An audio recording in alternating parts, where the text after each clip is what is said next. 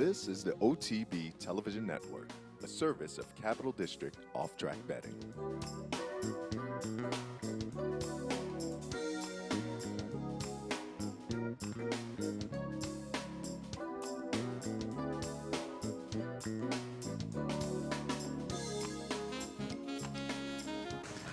Good morning and welcome to Loose on the Lead, live from the Saratoga backstretch on what is turning out to be a sunny Sunday morning. Seth Merrill from Equidaily.com, joined as I am every Sunday at this time by Steve Bick from SiriusXM's At the Races. Good morning, Steve. Good morning, Seth. Good morning, everybody. And the day after a big day here. They're all big. 40, Some are bigger than others. This is 46,000 people, I believe, 10 million in handle on track. And I drove in... wasn't on television yesterday morning, so I floated in, I don't know, after the 4th or 5th, and came back here to our set to park. So I was kind of coming up the back streets out this way. Man, there were cars parked up and down every street. Yeah. Every lawn was full. It was a rocking crowd and continued into the night last night here in Saratoga. So it's a big day up here, highlighted by some really good racing as well. Well, Travers always the highlight of the summer, and of course the weekend itself, starting with the Personal Ensign. You know, one of the things that having the Personal Ensign on Friday kind of did was not relegate it, but it is going to be a slight afterthought, and it shouldn't be, because a spectacular performance from Close Hatches, whether you highly rate wet tracks or not, that was something to behold. And she clearly marks herself as, right now, until we see Beholder come back, the filly and mare division leader, the distaff division leader. We'll see what it means down the road for Princess of Silbar. Great racing, very straightforward. When it was all said and done, really, I mean, there were no mammoth surprises other than the Travers result. And the Travers itself, we're going to have Jimmy Jerkins later. We'll also talk about it with Len Shulman from the Blood Horse. And we're going to be joined at the bottom of the hour this morning by Clark Brewster. And Clark had a tremendous day yesterday with the 2 wins, including Bayard, that was instantly one of the most impressive 2-year-old males of the Saratoga meet. So plenty to talk about in advance of today's New York Showcase Day, first time at the spa for the New York breds, and many of them were born and raised close by. Yeah, and with Artemis Agritera running as well as she did, we'll take a look at that. Yeah, and that we said on the Handicappers Report, that is becoming one of the stories of the meet. The Bromans, because they have at least 2 today that are live, and I think they're 2 back in the owners' standings. They are, and you've also got the Generazio story, which we've brought up here as well on the show, and Jimmy Ryerson and Chris Clement sending out Patricia Generazio's horses that, you know, a lot of them are just backyard bred types. I mean, some New Jersey breds and her New York breds. Disco Rico, the DeRico family stalwart stallion for not a lot of money. Don't know if he's going to stand again next year. He's been having hoof issues, but I would think, for me, Generazio and Bromans are the ownership story, although Clark Brewster has had his share of wins too, and we'll talk to him later. And he's got a nice one in this afternoon similar as to well. me today. Yeah. All right, let's go through and take a look at some of the other stakes yesterday. We'll save the Travers for when we have Lenny in here, and of course Jimmy as well. But kick things off, taking a look at the Grade 2 Ballston Spa, $250,000 on the line. They're on the grass at 1 1/16, and it's going to be a late run from the number 3 Abaco. Jose Ortiz on board. Strathnather, a horse. I like Strathnather and Philimby and played them in some picks. I had Abaco right underneath and didn't use that one in the picks, so I kind of kicked myself. Number 7, Philimby at 3 to 5. Wow, what a disappointing effort this was, running last in the field of 6. But again, a nice late run there. You can see the Phipps colors on the outside from the number 3 Abaco. Well, and the question becomes coming out of this. You know, this was only 1 1/16. So the first thing you wonder is 2 things: is Philimby better off with the mile distance, which is all we've seen her at in North America, and who knows exactly how that turf set with her. Even though she won on heavy and soft going in Europe, there's no guarantee she liked that ground. And at no point in there did she look either comfortable or like she was gonna be competitive in here. And so when she stopped running, basically off the turn, at that point it wasn't a surprise. And of course, this was really a negative counterbalance for Juddmonte, for Garrett O'Rourke and company, to what we saw from closed hatches. So it was penthouse to outhouse in 24 hours for the familiar And she Juddmonte adds an side. interesting kind of twist to today's card, too, a day at the spa, because she had been right with Day at the Spa in the last race. So now you're looking at the line through that one and kind of scratching your head a little bit as well. But it was a nice, again, late run from Abaco, and I kind of kicked myself when I didn't, I had that one in the mix, but my betting yesterday, I was handicapping pretty well. Betting early in the day, I was all right. Late in the day, I just made a couple of mistakes. All right, the a little later on, don't look at me that way. Should have gone to the bar. The grade one I did later on. Not while I'm betting. A little later on. The grade one Kings Bishop, $500,000. Always one of the best races of the year. 7 furlong Kings Bishop, and we're going to take a look at the stretch run of that as well. And the Big Beast. Now there's one I did use on top and used in my mix. Number 7, the Big Beast. Again, a nice late run to get it done at 5-2. Coup de Gras was the 2-1 favorite. Number 8, Coup de Gras will finish third. But this was a nice performance by the number 6 horse as well. Very, very lightly raced. Fast Anna. Had Dave Littman on with me at the end of the week. He thought Fast Anna was really intriguing coming up off the 2 races and 2 nice daylight wins for Kathy Ritvo down at Gulfstream. Nice bullet work coming in as well. And it was a very good effort. And only the 3rd career start from Fast Anna. But the Big Beast, I think, has now defined himself also being lightly raced. That was only his 5th career start as a bona fide sprint stakes quality runner. It's going to be interesting to see what exactly the Leblongs, and there's another great ownership story of the meet with Tony Dutrow. The Leblongs have just had a parade of successes, and it'll be interesting to see. I asked Javier Castellano after the interviews, about what he perceives in terms of the horse's ability to keep going, and what a 2-turn prospect there might be for the Big Beast. Right now, I think Tony Dutrow is very satisfied to campaign him the way he is. The performance of Fast Anna, who, for those of you that remember Dreaming of Anna, her dam, this is different, obviously, than what she was, but this was very impressive. And for Kathy Ritvo, what a nice pick-me-up, given Mucho Macho Man's retirement. And right away, she's got another grade 1 performer in the barn. So for those that had anticipated that Kathy Ritvo wouldn't necessarily be training top stake horses again after Mucho Macho Man, clearly she is, and quite capably. This horse ran a tremendous race, and in much the same way that later Wicked Strong is going to be on the pace, rather surprisingly, in the Travers, and gets beat. Fast Anna on this pace, setting it very courageously in a 3rd career start. This was a great performance, and at the same time, we also get, I thought, confirmation of the Big Beast, how impressive he's going to continue to be, because he was very rateable. He's now shown, Seth, the ability in that win in the allowance from down in the 1 hole. When he needs to use his speed, he can, but he isn't one of these horses that demands the lead. So this looks like a absolute star, not just in the making. You win the Grade 1 King's Bishop, you're a star. And Tony Dutrow having a whale of a meet. Not done yet either. They still got a few more before Labor Day. Winner on here, and of course later on in the Travers, Javier Castellano put together a big day. And Brian that earlier said, as we were talking about it, Irad Ortiz made a little bit of a move, and then Javier Castellano kind of stepped up his game on Saturday. First away with the 6-win performance. The Big Beast.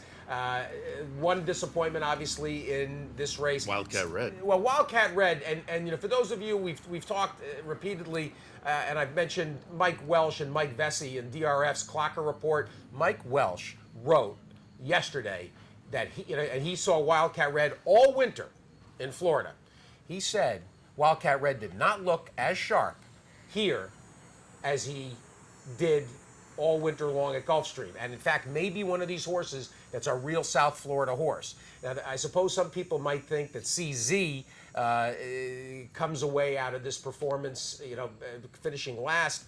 He wasn't beaten all that much, really. I mean, Had some trouble too. It had some trouble and had a rotten trip, and so I'll tell you who also had a terrible trip. Really, was Myositis Dan, who I was trying to play around with Fast Anna and with the Big Beast. He kind of ran up on heels and checked up, and race was pretty much over there on the backstretch heading into the turn. So some of those typical things, but I wouldn't give up on CZ going forward. Nick Zito said the right thing. He said, I'm just going to scratch when I draw the one hole in races like this from now on. It's just not, it's so difficult to run from down inside going 7/8, although Artemis Agritera, she didn't find that a problem the way she ran, which we're going to look at next. In the Take a look at it. Just before we move on, I do want to mention that I spoke with Mike Welch, had him on Thursday, and we talked a little bit about this race, and he thought Fast Anna was interesting as well. But we talked a little bit about Mike Ritvo, who had written this horse in the first couple of starts, and he's becoming a nice story as an apprentice, the son of Kathy Ritvo down in Florida. And as Mike said, you come up to Saratoga for a Grade 1. Probably was a tough decision for her, but if you get a chance for Johnny Velasquez, you got to do that. All right, let's take a look at the Ballerina, which again was the race just prior to the Travers yesterday, and it was a very, very good performance for Artemis Agritera and a very, very good day for the New York bred program as the New York bred 3-year-old wins pretty convincingly yesterday. One of the most impressive performances, certainly in the stakes races yesterday for Artemis Agritera. Rajiv Mirage on board, had him on the other day, and he's putting together a nice few days here as the meet starts to wind down. Number 1 will be Artemis Agritera.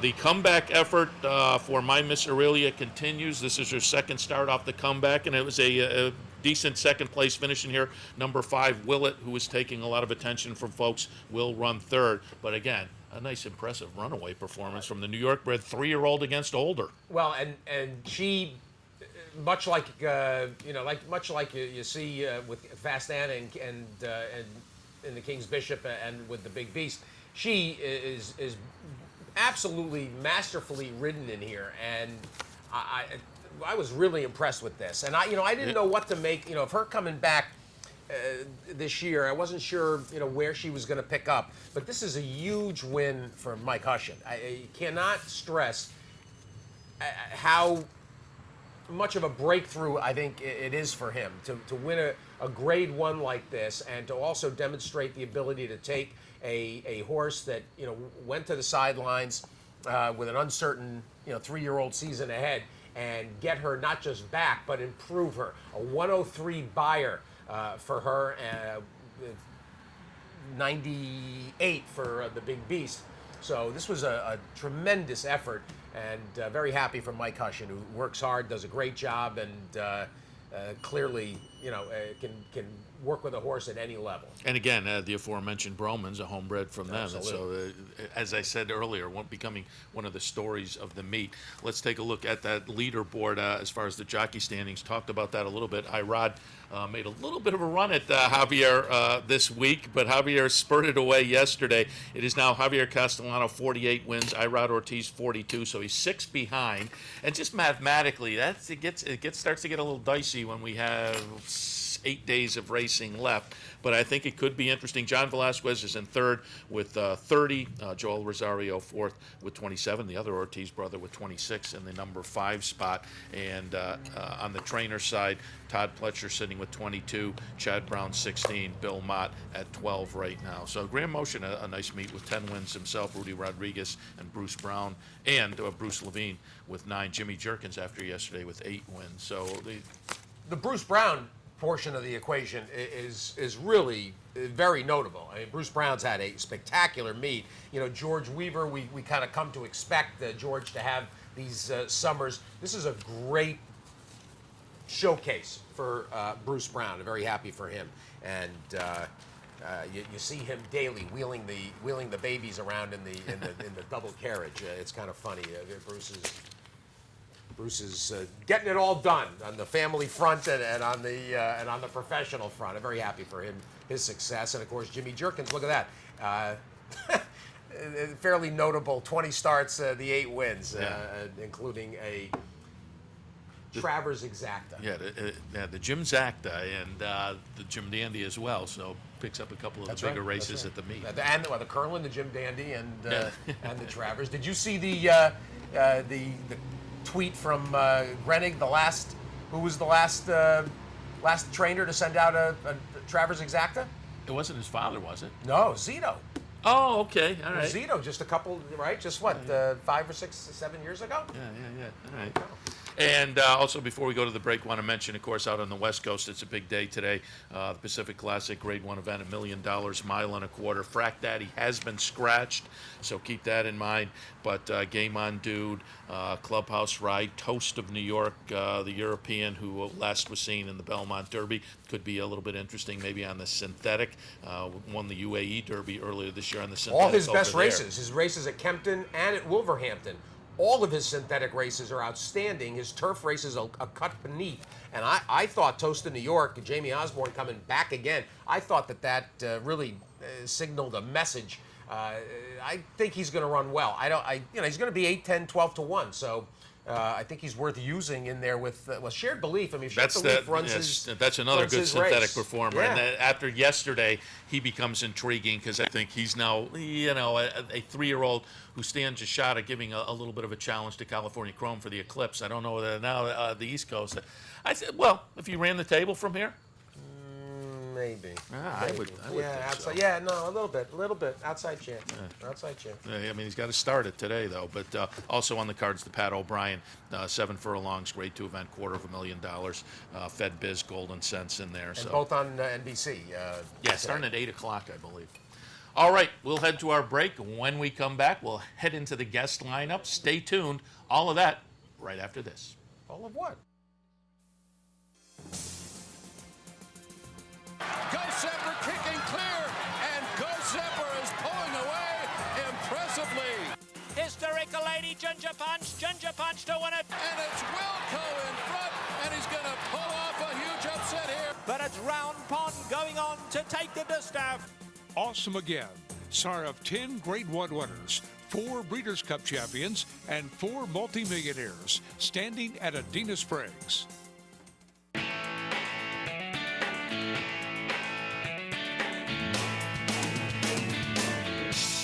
It's more than just a sports bar. It's Stadium Cafe. Located at 389 Broadway in Saratoga, it's the place to be for great times and great food. Their menu features everything from gourmet entrees to your favorite wraps and sandwiches. Or maybe you just want to grab a beer and catch the game. So what can be better than that? How about 2 Stadium Cafes? There's also the Westside Stadium, right up the road at 112 Congress Street. Same great menu, same great service. Whether you're hanging at the bar or just relaxing outside on their spacious covered patio, you'll always leave knowing you'll be back again. We love, above all, the staff. We love Dave Harmon, and the food is fantastic. Not 1, but 2. 112 Congress Street, 389 Broadway. Guaranteed to be a home run. Sovereign Stable. Partnerships. Ownership. Winning. Sovereign Stable. The anticipation. The excitement. The thrill. Top level racing. Sovereign Stable. Join us in the morning on the backstretch of Saratoga Racecourse to experience the magic of thoroughbred ownership. Call 866-329-2WIN to meet trainers, jockeys, and watch sovereign horses on the track. We're back. Loose on the lead. Bada boom. Happy to welcome Lenny Shulman from the Blood Horse. Lenny, welcome back to Loose on the Lead. Thank you. As you can see, I've stepped up my sartorial game a little bit. Not to your level, of course, but this is almost washed today. For you, this is almost pressed. I am coming from the final taping of And They're Off, so I am dressed. I'm dressed for the occasion. The final, the literal final taping. The literal final one. Yeah, not a wet eye in the house today during that taping. Dry eye, I think dry eye. Oh, that's right, dry eye. Right, yeah. I meant wet eye. No, it was great. It was great to see Steve, and it was a good show. How many years? For those of you that never have seen it, for some reason, if you've never seen an internet, the There's nobody who hasn't seen it. Everybody's seen And They're Off, brought to you by Darby Dan. And it's been on 5+ years. 5 5+ years. It video- started right video before show. the Derby 5 years ago. And it leaves us, much the way the Honeymooners and Your Show of Shows. This will go down as landmark entertainment in internet history. Yeah, I think Dallas's final ratings matches, final ratings, and this it's going to be to the Neck and wire. neck? It's going to be a photo. Who Just like killed, the who travel. killed Haskett? We covered that in the show, actually. Tune in. We have the 8 reasons why Haskins finished. We couldn't come up with 10. We had to settle for 8. It was very popular, though. I'm sad to hear the news, but I know the first few years, Stable Boy was on board. Stable Boy moved on. You keep up with Stable Boy? Yes, absolutely. Still was at the University of Kentucky now. He's eligible for the basketball team, so we're rooting for him to make it as a point Will he guard. make some kind of comeback in the future, even without the show? Will he come back on President's Day for the He for the has. Lincoln He impression? came back last President's Day for Lincoln. We cannot stop the Lincoln impression, the honest stable boy. The good news for those of you that loved And They're Off, much like from All in the Family when Edith died and Archie Bunker's place survived. Lenny's place is going to survive as the next generation. Yeah, it's more like the Jeffersons. I'm going to have Wheezy on with me, but no, we are doing a new show called Lenny's Place. It starts in September, and I'll see if I can carry this on my own, but it should be fun, so we're looking forward to it. Some format changes. So it's going to be some interviews. Yeah, we're going to miss Steve, so yeah, I'm going to concentrate on some interviews, a little stand-up comedy. Will be part of it, and the top 10 lists and a lot of humor. So you'll be stealing from everyone. Steal from the best. The secret to success: you steal from the best. You're gonna be, well, take my trifecta, you know that. You dress like him now. It's exactly I got what to. we're I talking have to. about. I hear all about You it. steal from the best. Although, Okay, Lenny. I'm not so sure. Oh, about easy, this one. I don't know. easy. Lenny, we obviously have a Travers to talk about and a 3-year-old season that continues to move forward. And as always, I mean, there's always new faces that jump in at the quarter pole, as Trevor Denman would say. Yeah. And we ended up yesterday with as implausible an ending. Jimmy Jerkins, who very quietly, and he's going to join us later this morning, is stoic. Is the son of a legend in the game, and goes about his business so professionally. For Jimmy to get this kind of a result, to have his 2 entrants, hurtling toward the wire, quite a finish yesterday in the Travers. Yeah, it really was. And we talk about And They're Off going off the air, but I have to mention Tom Durkin is going to be retiring in another week. And what a great call during the race, and then right after the race, when the whole world is waiting for that photo to come up, he comes on the PA system and he goes, "Who won the Travers? Jimmy Jerkins." And you really were expecting him to call the photo, and he came with that, and what a great call and what a great wit he has. But, for Jimmy to have, 2 separate horses win the 2 big 3-year-old races up here, that's a hell of a feat right there, That's even tough for them. The same horse come back and win it, so kudos to him. I mean, I must say, I threw out the 3 favorites in the race. I was Didn't trying to like do something. any. I was trying to do something similar. People don't understand that Monmouth is an entirely different animal than Saratoga, and particularly if you're a front-running horse and win that race the way Byron did on the front end. This is a different animal here. But it hurt. What I'm getting at, not that I'm a genius. You threw out the 3 favorites, and I still hit the wrong long shot, exactly. which really Exactly. makes it hurt a lot more. Well, talk a little bit, though, about this, and Seth and I haven't talked about it yet, and we'll ask Jimmy Jerkins as well.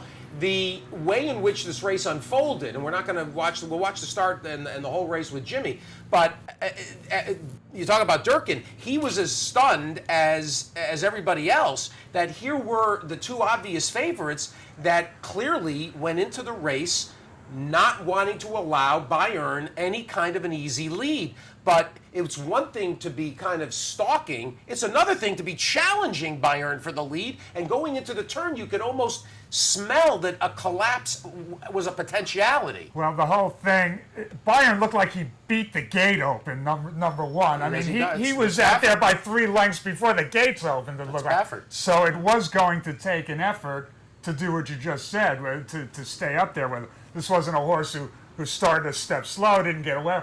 I mean, he was out of there right now, so it was gonna take something out of him to do that. I think the right move, of course, 2020 hindsight, but again, you have a 1.25 miles at Saratoga, much different animal than the race at Monmouth. You know, Bobby Franco, God bless him, used to tell me about how did he win the Pacific Classic, which is being run to every year with milers.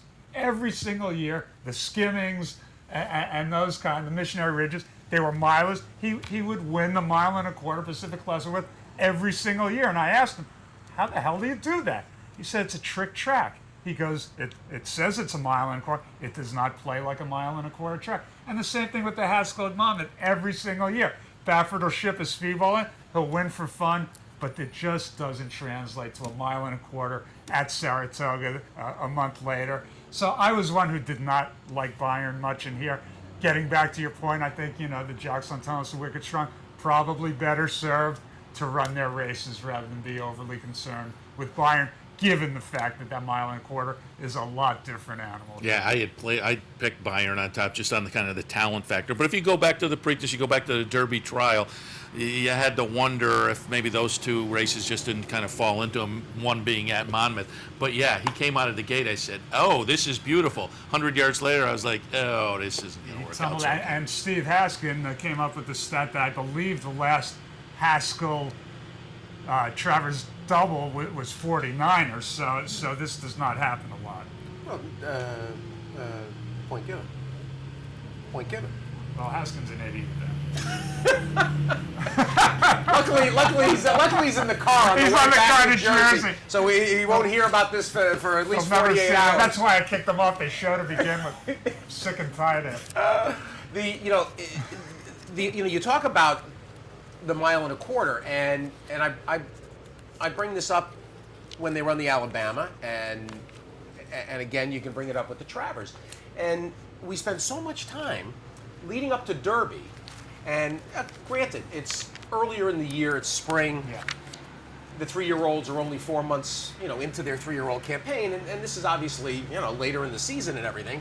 However, 1.25 miles is still always going to be completely different.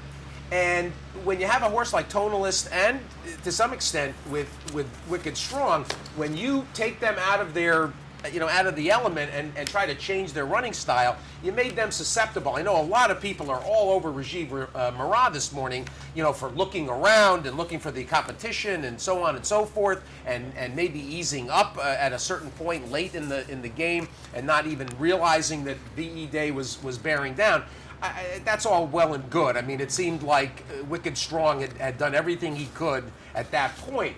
But when you talk about a horse like, let's say, a Mr. Speaker or a VE Day, those are types that are just going to keep running. Commissioner, when we get back to the Belmont and the 1.5 miles, these horses that run 24-3, 24-2, 24-4, those steady fractions, it's much different. And they're going to keep going at one pace while these other horses are coming forward and dropping back and getting tired and maybe moving too soon and so forth. And so you got to always remember, I think, from a handicapping standpoint, to kind of reshuffle the deck and remember that what works at the 1 1/8 here or anywhere else is going to be different at a 1.25 miles, always. Yeah, Mr. Speaker was the horse that I actually. That's who I was trying too, and it looked mid-stretch like he was going to go by them all. He was sitting right. Perfect. He left the 10-hole, got perfect position going into the first turn, sat beautifully. Durkin called him like he was making a move on the turn. Exactly. Maybe he doesn't like the dirt. Well, no. I'll tell you what, and this is not a knock per se on Sugar, but if he was going to get beat, I was quite ready and prepared to accept, getting beat at 8-1 by not liking the dirt. Not liking the dirt wasn't it? He was short.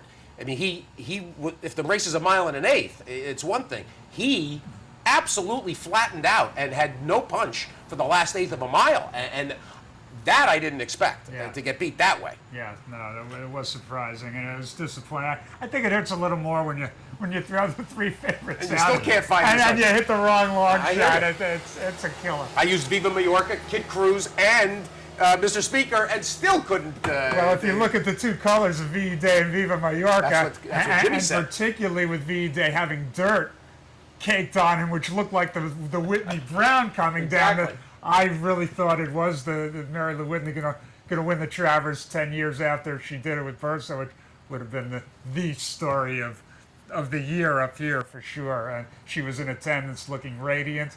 John Hendrickson was wearing the colors. It would have been a great story. I really thought that's who was winning the race. Yeah, absolutely. Like your tie for it, it's the exact same colors. Well, I didn't wear it in honor of that. Artistic license, come on. Are you colorblind? A little bit.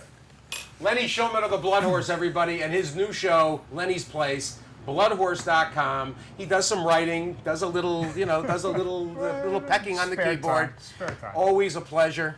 Thank you. Great to be here. And do we get the gift certificate? You still get this the year or not? Schnurra like no tomorrow. That Harmon, I'm telling you, where is he? Look out. He's coming for you. He's coming for lunch. I know where you are. You're always at the rail. I see every race. There you go. Here is Stadium Club gift certificate for Lenny. I tell you. This is like the Wimbledon trophy, right? You get to hold it over your head. Unbelievable. He's going to take it back as soon as we go to break. That's true, because Clark Brewster's joining us That's next, right. and he's the first time on Loose on the Lead. He You were deserves it. tired of. He deserves it. Back after this, Loose on the Lead from the backstretch at the Spa.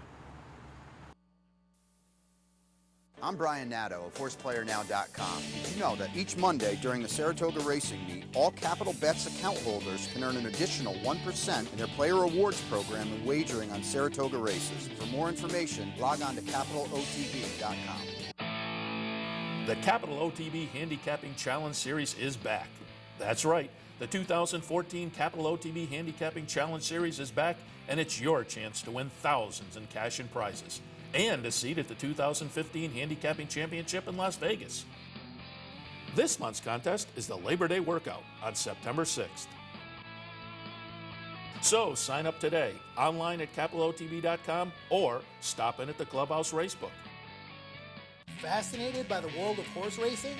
Interested in honing your handicapping skills? Class is in session.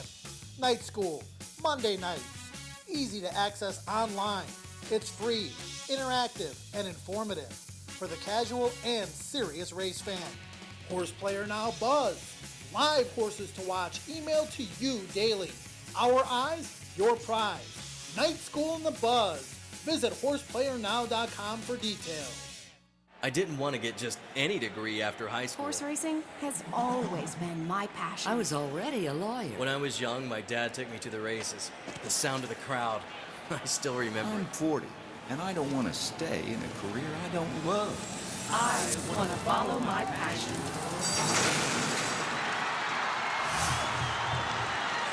Follow your passion at the University of Arizona Racetrack Industry Program. Missed one of our TV shows? No worries. Now you can catch all your favorite programs online. Simply log on to CapitalOTB.com and click on the YouTube link at the bottom of the homepage. And look for our new podcast coming soon. CapitalOTB.com. Log on today. We're back on Loose on the Lead on this Sunday morning, and absolutely delighted to have owner Clark Brewster join us. Had a outstanding day at Saratoga. You win 2 races on a Wednesday, it's one thing. It's still great. You win 2 on Travers Day. It's special. Congratulations. Thank you. It was a great day. I think second to Jimmy Jerkins, I had a good day yesterday. Well, exactly. I suppose that's fair. One thing you certainly did with the first horse we're going to talk about, granted there was a tragedy involved in the 4th race in the maiden special course with Ludacris breaking down, but meanwhile up in front, here was your Bayard, and take it away, Clark, because second career start, and he was spectacular. Number 7 horse. Yes, Baird ran a great race. Steve had him on tilt, and Rosie rode him perfectly. I was impressed that they went up on the inside of him and had a horse on the outside, and he just relaxed very nicely. And when he hit the 16th pole and she tapped him a little bit, he just went on with it. He, of course, came out of the competitive edge race. And so between him and today's agenda, it was pretty evident. And if you're from that school that says, the company that people are keeping, horses are keeping, they were the two keys. You get away at 8-1. I think you probably bet a little bit. And you had to feel just great the way he's traveling here. I mean, he's just so comfortable. And being outside obviously helps in this setting. Steve Asmussen is an outstanding second start trainer. If he doesn't win the first time, watch out the second time. He did a great job. He had the horse ready. We got in a lot of trouble the first race, but probably couldn't have gone with competitive edge on that in that race. But he was ready here, and he ran a big number. He ran a 90 buyer figure, which was impressive. And happened to set that number out early this morning, and was shocked that you were like me. You were kicking around at 4 a.m. That took me by surprise. Here he is galloping out, and talk about the acquisition and about his development. Well, Barry Berkelhammer had bought him, and he was in Kerry Frommer's consignment at Florida, and then didn't get sold, and it was at the May sale. And Kerry had sold some horses for me as well. She's an outstanding horsewoman. And so when Steve and I saw him at the May sale, and we liked him a lot. He was Steve's #1 pick at that sale, and we were very pleased to get him at the price. And he's been an outstanding little horse. Well, and Cherokee Jewel, the dam, I mean, she was a multiple stake winner. There was plenty of pedigree here, and Speightstown just keeps getting fast horses. It's just, a great, productive, ongoing sire, and for whatever reason, doesn't seem to get as much notoriety as he should. After they win, they get a lot of attention. There you go. There you go. So he's just a real handy little horse, good to be around, very eager to train, and Steve's done a wonderful job. Steve and Scott Blasey with his horse. $75,000, and that's a comfortable price range, and we'll talk a little bit more about just your general ownership interest, because you just seem to love it. I mean, you claim horses, you play the claiming game, you're willing to spend if there's something that catches your eye. Then you take a horse like this at a nice square price that's reachable really for any racing budget. Well, I mean, I've been at the game a fair amount of time, but more recently, working with Steve and Scott, really trying to find the prospects to do well with, whether it be the claiming game or the young horse game. They're outstanding, and it's put me in some really nice spots. Do you have any plans for Bayard already? I mean, obviously it's only the day after, but it was an impressive performance with a good number. Yeah, the plan was if he comes out of the race well, there's a stake in California that Steve's pointing to that he thinks he'll do well in, and so we'll see how he comes up in the next few weeks.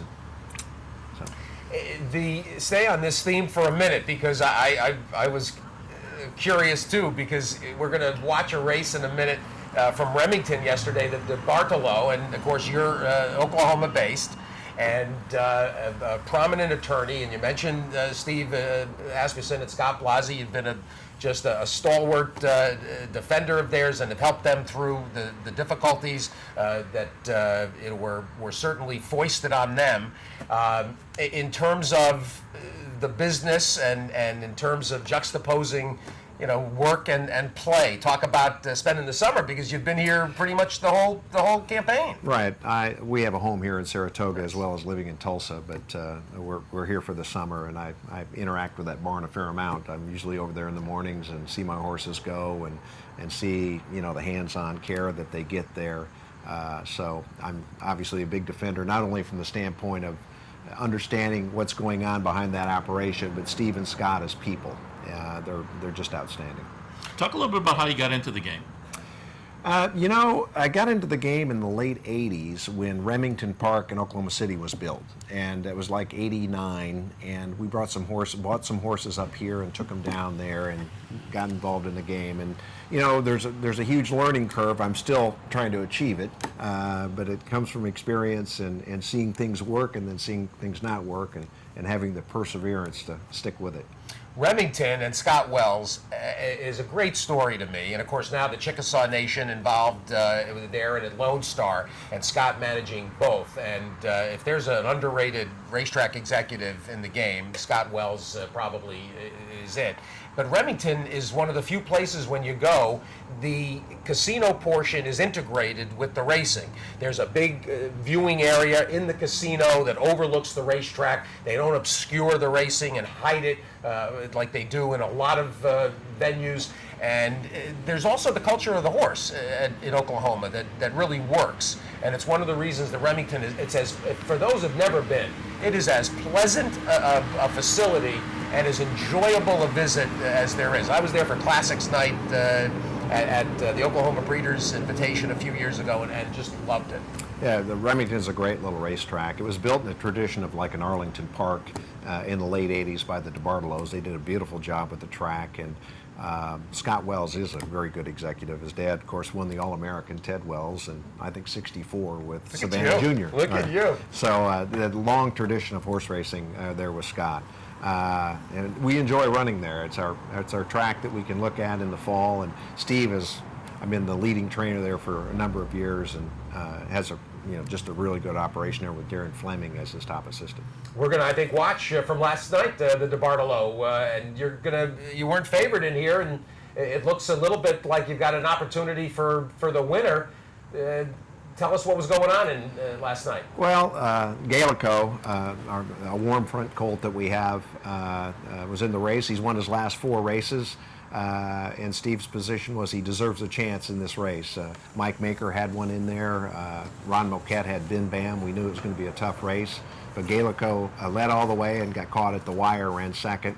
It would have been just even a more thrilling day for us to have won 3, 2 at Saratoga and the stake at Remington, but we'll take the second. I think if it would have been a mile, he'd been awful tough to catch, but the mile and the 16th was a little much for him against Bin Bam.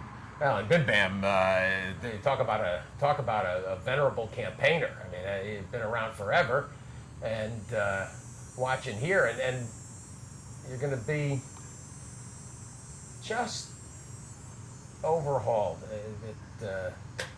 at the wire, and it's almost you wonder if he had seen him, maybe if they had been a little maybe he come out a little bit to him. Sometimes they don't see him come. Well, yeah, he gave us his all, and he got beaten. Can't complain. Where'd you watch it? I watched it from my home. We're going to turn our attention to yesterday's 8th as well, and here we move to the grass, and Clark, Shining Copper, wins for the second time at the meet, but first time for you. You grabbed this 4-year-old, and he pays handsome dividend right away. Yeah, it was an excellent claim. Steve and I kind of reached a consensus on dropping on this claim. It was a shake, but we won the shake, and he was an outstanding claim. We thought we could come right back and win an allowance race with him, and it turned out to be true. Todd Pletcher had taken over the training on Shining Copper, and you look at this race that he comes out of, that 50,000 non-winners of 3 lifetime, and when you drop on a horse like this, you're hoping they finish second so that they save the condition, but in the meantime, you raise him right up and go ahead and put him right into this allowance, and here we're going to watch. He's on the front end, and you could tell almost all the way into the turn, and he wasn't going to get caught. Beautiful ride by Rosie Napravnik, really was.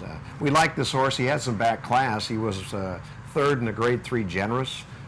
He had a nice break, and then came back and was with Todd Pletcher for his last 3 races, so he was fresh and ready to go, and we thought it would be a great claim. It turned out to be true.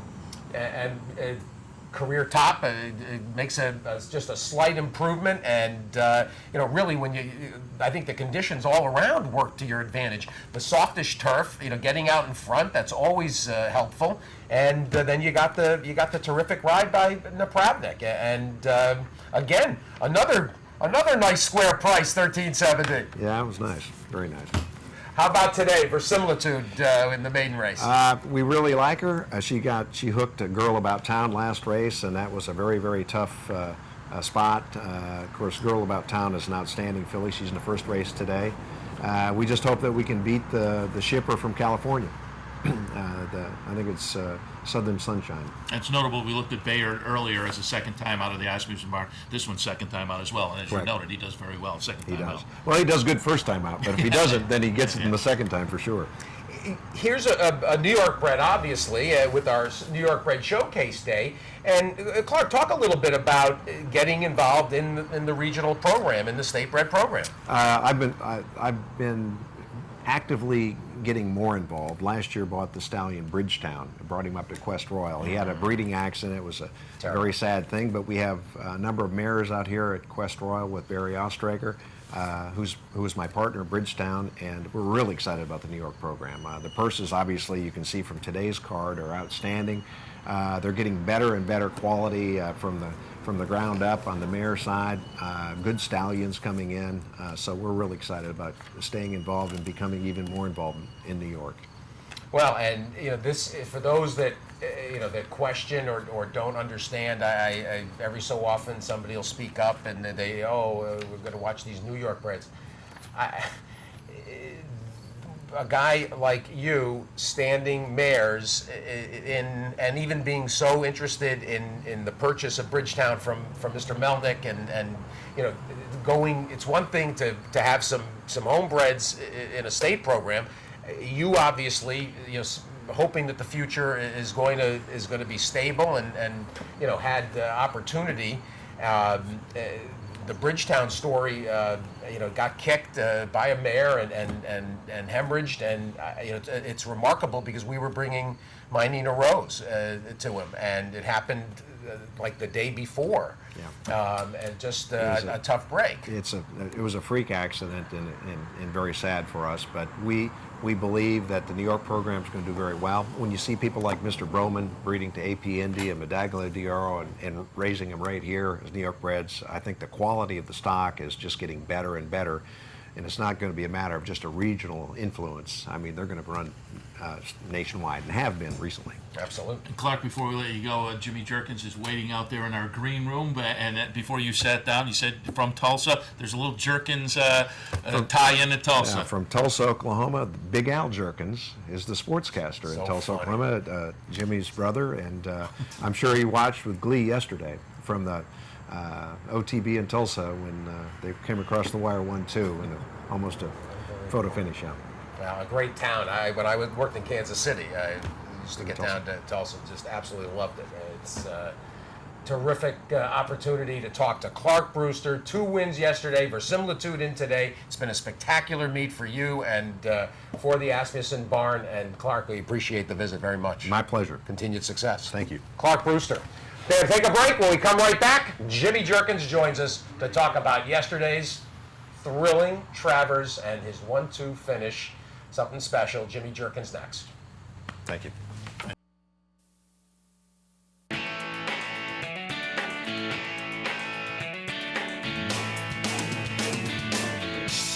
It's more than just a sports bar. It's Stadium Cafe. Located at 389 Broadway in Saratoga, it's the place to be for great times and great food. Their menu features everything from gourmet entrees to your favorite wraps and sandwiches. Or maybe you just want to grab a beer and catch the game. So what can be better than that?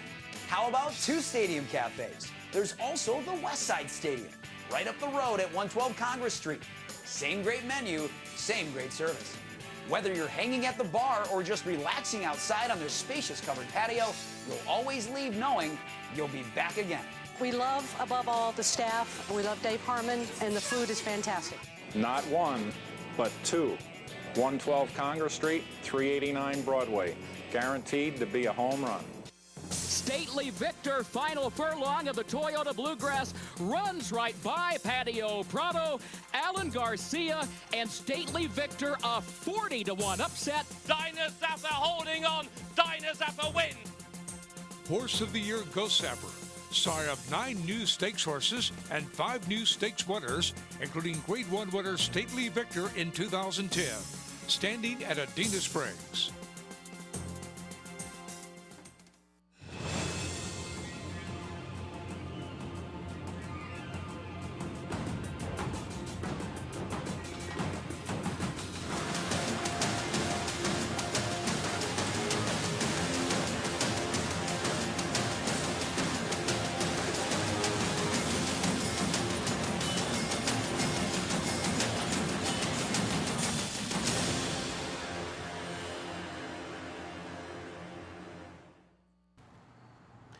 We're back on Loose on the Lead on this fun and busy Sunday morning, and it certainly was a busy morning for Jimmy Jerkins, undoubtedly, when you've got the 1-2 finishers in the Travers. You're the center of attention. We really appreciate Jimmy taking part of the morning to join us.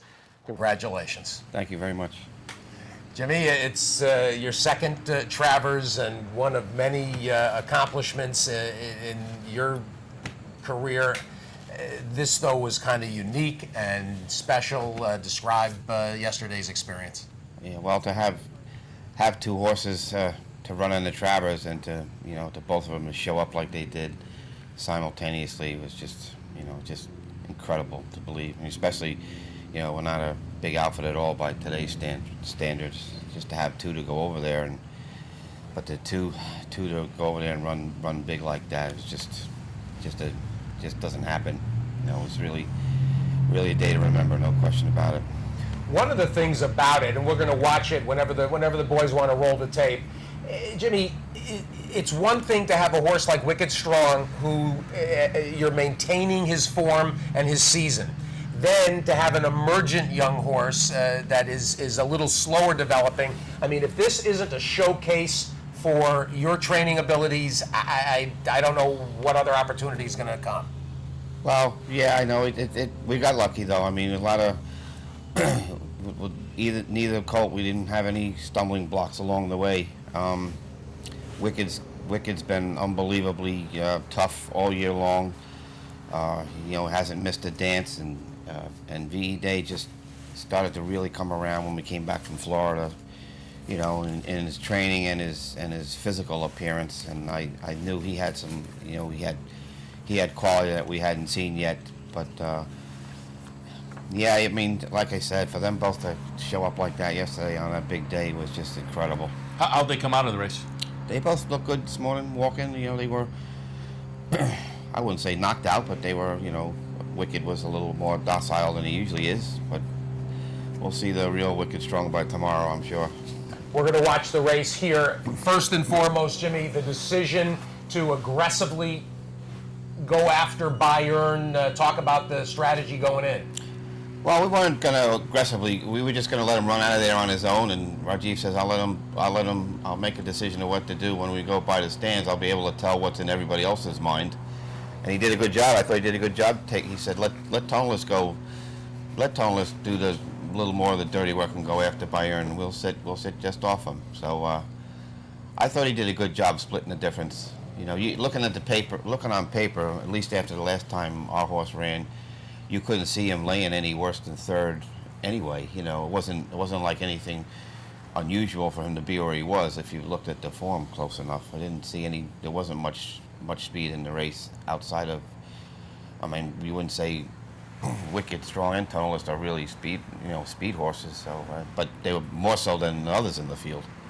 Well, and certainly Wicked Strong. I mean, if we go back to the Jim Dandy and even to the Wood Memorial, when at that time when he was closer to the pace at Aqueduct, and then in the Jim Dandy where it also seemed like he was showing another dimension, it was certainly comfortable. Now here, as we head to the turn, you can see Rajiv is going to engage. Take us into it, and although nobody else noticed, here is the four. Here is VE Day. Yeah, now halfway through. Yeah, he's made nice headway saving ground all the way, which is what you have to do when you're riding, come from behind, going a mile and a quarter. It's and the leaders come back to you. When the leaders start coming back to you, you have to have saved your horse all the way. And that's just what Javier did. He couldn't have rode him any better.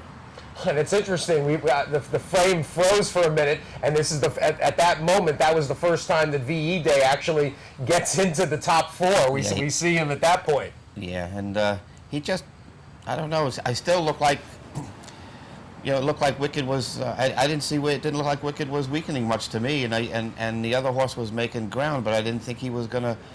He was definitely going to gain and make it close, but I didn't think he was going to get up to the last. He just lunged to the last couple of strides. He just lengthened out. This is just incredible.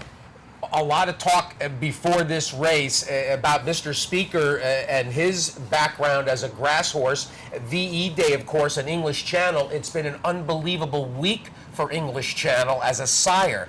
4 stake wins since last Saturday. The Pizza Man, VE Day, Heart to Heart, the Brian Lynch stake winner in the Better Talk Now, and Phil Oliver had the winner at Del Mar on Friday. Remarkable, but you talked about it after the Curlin, that this was a horse you always felt could be just as good on the dirt. Well, just by the way he trains in the morning, you know. I mean, I guess every once in a while a turf horse will fool you, even if they work good on the dirt. Then you run them on the dirt, and they don't run very well. But he just trained so well. It was hard for me to believe that he couldn't run on the dirt. You know, and he doesn't mind any kickback in his face, which is a lot of horses that don't run on the dirt, they just can't stand that kickback, and he never minded that. So I felt confidence running him on the dirt.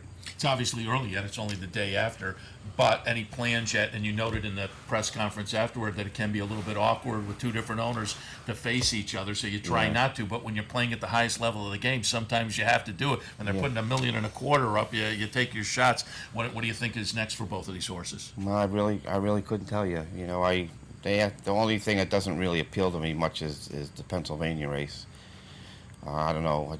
I would rather keep them at home, you know, if I could, and it is a little close too after a grueling race like this. So I mean, there's some incentives involved with going there, but I think for both of them it would be best if we left that race alone at least. Going to ask to can't have this conversation, Eb, without talking about your father and this summer without him on hand, and of course he was with us in the red jacket ceremony by video. It's been a tough month for him, Jimmy, losing Elizabeth and his sister.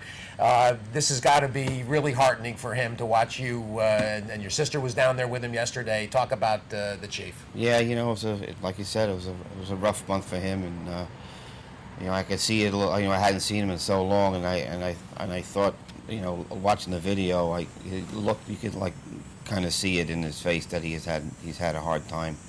But he sounds good he sounded good on the phone, and you know, he's a tough man. They don't make him like that anymore. He bounces back. Well, a lot of people, I think, hopeful that we might have him back in New York for the fall. I don't know. I don't think any really soon, because I can't see him coming back at least before next spring. I really can't. You know, he's situated down there, and he's got some. You know, he's mates, got some friends, and you know, it would be really hard for him to, you know, to get upended right now from down there. Like you never know. He might have a horse or two that'll make him want to come up next spring. You know, that's always has a lot to do with it. But I think for at least for now, he's happy where he is. Well, and of course, for you, a tremendous summer already.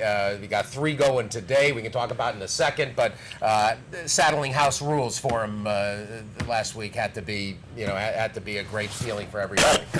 Yeah, he you know, she disappointed us in the Mother Goose. It looked like a terrific opportunity to get a Grade 1 placing. You know, it looked like, and she didn't do it, and it really, you know, it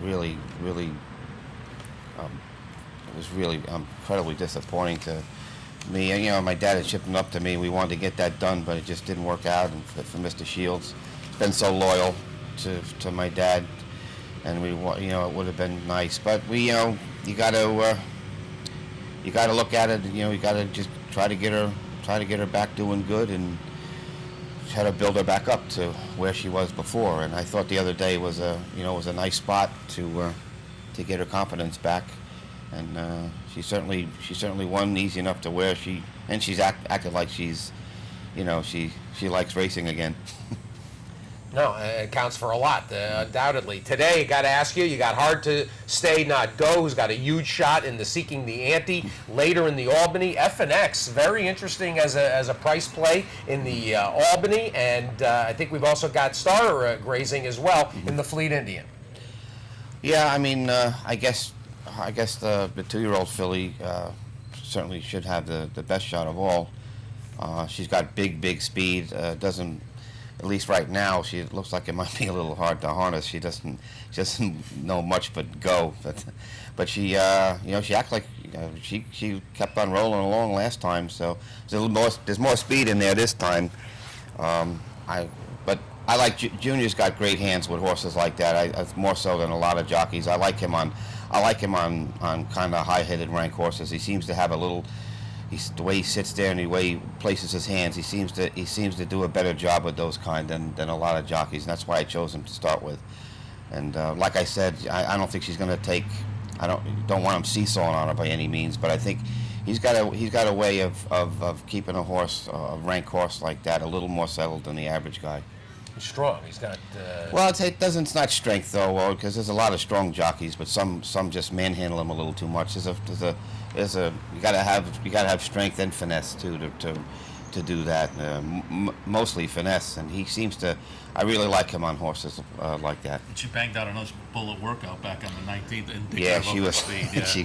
she was rolling. I mean, I put my hand up to my main exercise rider that gets on all the good horses for me. I always have him to look up at me where I tell him where I'm going to be standing. Most of the times at the 8th pole or maybe at the 3/16th pole, and I put my hand up to say, can't go any faster than this. So she's going to go 45 because she went the first quarter and like my father would say, like nothing flat, and she did. She was gone.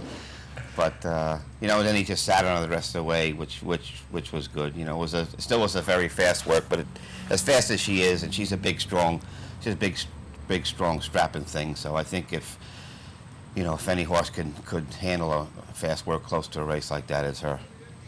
Well, Jimmy, it should be a fun day. Star grazing in the 8th and FNX in the 10th, and the 4th Jerkins brother is going to be on hand today. Chuck Simon in town. Oh yeah, Chuck. I didn't get. Yeah, he is. He's a Jerkins at heart. Yeah, exactly. If you need help saddling, Jimmy, so delighted for you and for Mrs. Bryant and for Centennial. It's still a tremendous success for them, but this was one of those happy outcomes all over the grounds. Yeah. Thank you very much. Appreciate it. Jimmy Jerkins, everybody. And, of course, Clark Brewster winning a pair as well yesterday, and Lenny Shulman from the Blood Horse. I want to thank everybody that joined us. A full show, as they all are up here at Saratoga. We have one more Sunday morning. Next Sunday, we'll be back in here at 10 a.m. with Loose on the Lead. Don't forget questions, comments, suggestions, looseonthelead@yahoo.com. We would love to hear from you, so send in and make those comments, questions, or suggestions. Going to wrap things up. Again, we're here every Sunday morning from 10 until 11 a.m. Enjoy your afternoon at the races. Let's all cash a few tickets. We'll see you again next week.